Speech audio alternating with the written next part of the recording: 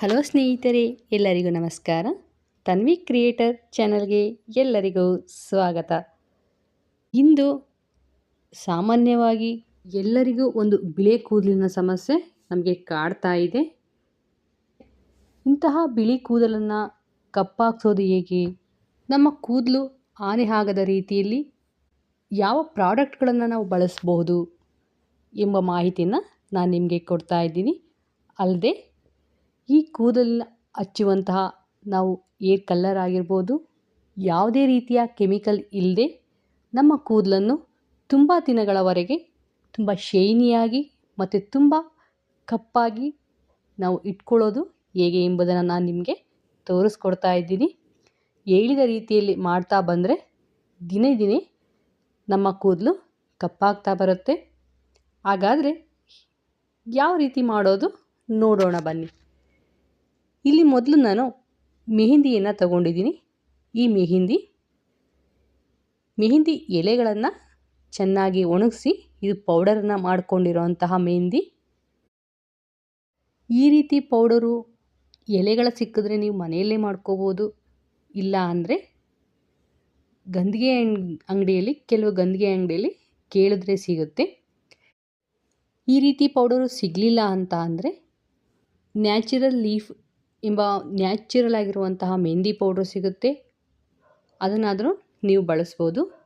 ಈಗ ಈ ಮೆಹಂದಿ ಪೌಡರ್ಗೆ ನಾನಿಲ್ಲಿ ನೀಲಗಿರಿ ತೈಲವನ್ನು ಬಳಸ್ತಾ ಇದ್ದೀನಿ. ಈ ನೀಲಗಿರಿ ತೈಲ ಕೇವಲ 37 ರೂಪಾಯಿಗೆ ನಮಗೆ ಸಿಗುತ್ತೆ. ಮೆಡಿಕಲ್ ಸ್ಟೋರಾಗಿರ್ಬೋದು ಅಥವಾ ಗಂಧಿಗೆ ಅಂಗಡಿಯಲ್ಲಿ ನಮಗೆ ಸಿಗುತ್ತೆ.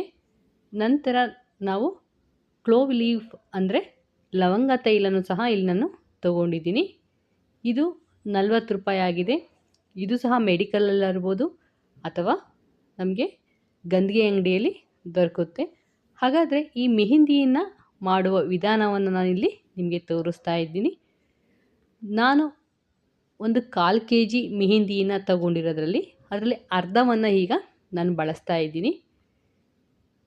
ನಿಮ್ಮ ಏರು ಯಾವ ರೀತಿ ಥಿಕ್ನೆಸ್ಸನ್ನು ಒಳಗೊಂಡಿದೆ ಎಂಬುದರ ಮೇಲೆ ಡಿಪೆಂಡ್ ಆಗುತ್ತೆ. ಈಗ ಇದಕ್ಕೆ ನಾನು 2 ತೊಟ್ಟು ನೀಲಗಿರಿ ತೈಲವನ್ನು ಹಾಕ್ತಾಯಿದ್ದೀನಿ. ಕೇವಲ ಒಂದು 2 ಡ್ರಾಪ್ಸ್ ಹಾಕಿದ್ರೆ ಸಾಕು. ನಂತರ ಕ್ಲೋವ್ ಆಯಿಲನ್ನು 2 ಡ್ರಾಪ್ಸು ಇಲ್ಲಿ ಬಳಸ್ತಾ ಇದ್ದೀನಿ, ಅಷ್ಟೇ ಸಾಕಾಗುತ್ತೆ. ನಂತರ ಇಲ್ಲಿ ನಾನು ಸ್ವಲ್ಪ ಬಿಸಿ ಮಾಡಿರುವಂತಹ ನೀರನ್ನು ಹಾಕ್ಕೊಂಡು ನಾನು ಒಂದು ನೈಟು ನೆನೆಸಿಡ್ತಾ ಇದ್ದೀನಿ. ಈಗ ಸ್ವಲ್ಪ ನೀರನ್ನು ಹಾಕಿ ಇದು ನಾನು ಕ್ಲೋಸ್ ಮಾಡಿಡ್ತಾ ಇದ್ದೀನಿ. ಬೆಳಗ್ಗೆ ನಾನು ನಿಮಗೆ ತೋರಿಸ್ತೀನಿ ಯಾವ ರೀತಿ ಕಲರ್ ಬಿಟ್ಕೊಂಡಿದೆ ಎಂಬುದನ್ನು. ಈಗ ಬೆಳಗ್ಗೆ ನಾನು ನಿಮಗೆ ತೋರಿಸ್ತಾ ಇದ್ದೀನಿ ಎಷ್ಟು ಕಲರ್ ಬಿಟ್ಕೊಂಡಿದೆ ನೀವೇ ನೋಡಿ. ತುಂಬ ಬ್ರೌನ್ ಬಂದಿದೆ. ಇದನ್ನು ವೈಟ್ ಏರ್ ಇರೋತ್ತಾಗ ಮಾತ್ರ ಹಚ್ಚಬಾರ್ದು. ತಲೆ ತುಂಬ ವೈಟ್ ಏರ್ ಇರೋತ್ತಾಗೆ ಸ್ವಲ್ಪ ಜಾಸ್ತಿಯನ್ನು ಹಚ್ಚಿದ್ರೆ ಏರು ತುಂಬಾ ಬ್ರೌನಿಷ್ ಬರುತ್ತೆ.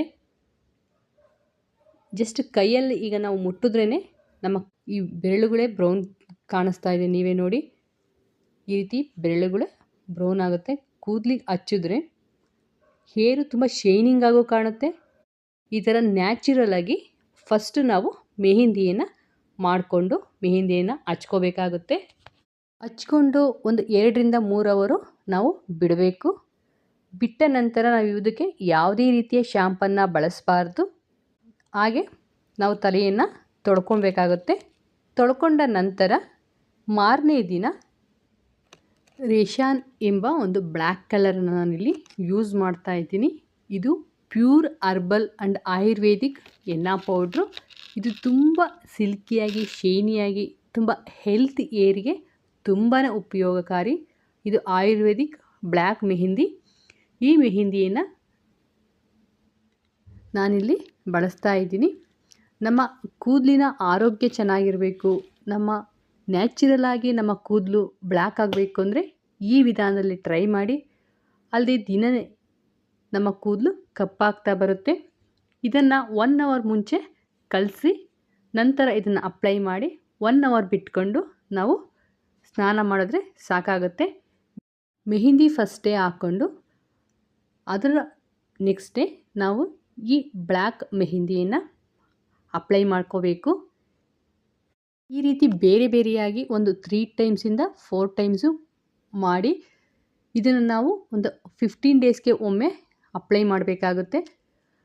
ಅದಾದ ನಂತರ ನಾವು ಮೆಹಂದಿ ಮತ್ತು ಬ್ಲ್ಯಾಕ್ ಮೆಹಂದಿ ಎರಡನ್ನೂ ಸಹ ಜೊತೆ ಸೇರಿಸಿ ನಾವು ಅಪ್ಲೈ ಮಾಡಿದ್ರು ನಮ್ಮ ಕೂದಲು ಶೈನಿಯಾಗಿ ಮತ್ತು ಸಿಲ್ಕಿಯಾಗಿರುತ್ತೆ.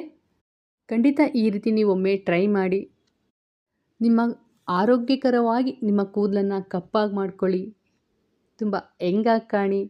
ಎಲ್ಲರಿಗೂ ಒಳ್ಳೆಯದಾಗಲಿ. ನಿಮ್ಗೇನಾದರೂ ಡೌಟ್ ಇದ್ದರೆ ಕಮೆಂಟ್ ಮೂಲಕ ತಿಳಿಸಿ. ನಮ್ಮ ಚಾನಲ್ನ ಲೈಕ್ ಮಾಡಿ, ಶೇರ್ ಮಾಡಿ, ಸಬ್ಸ್ಕ್ರೈಬ್ ಮಾಡ್ಕೊಳ್ಳಿ. ಎಲ್ಲರಿಗೂ ಧನ್ಯವಾದಗಳು.